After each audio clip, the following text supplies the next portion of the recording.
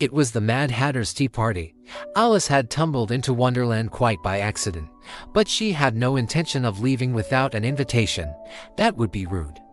So she sat down at the table and joined the party.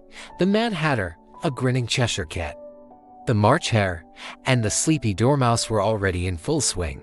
They had been at it for a long time, having just finished an enormous pot of tea.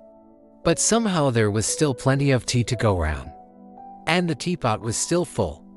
It was a mystery. The Mad Hatter poured some tea for Alice. "Thank you," said Alice. "But why is it that the teapot is never empty?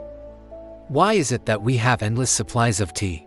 The Mad Hatter looked at her as if she were the one who was mad. "Why? Why is anything the way it is?"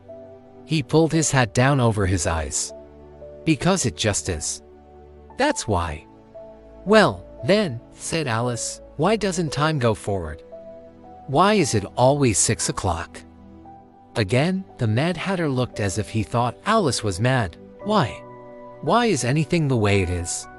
He poured some more tea. "Because it just is. That's why." Then the March Hare took up a teaspoon and said, "Why is a raven like a writing desk?"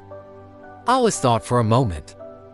"I haven't the faintest idea," she said, "but I'll try and find out." She had no sooner spoken than the Dormouse piped up, "Why isn't a raven like a dishcloth? It isn't a bird, you know." Alice sighed.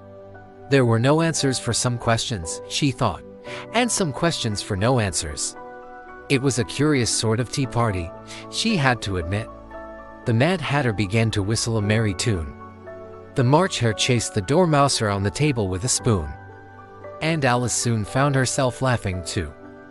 Perhaps a tea party wasn't a tea party without a few riddles. Besides, what else was there to do in Wonderland? Time seemed to flow backward. The dishes filled themselves. The teapot refilled itself.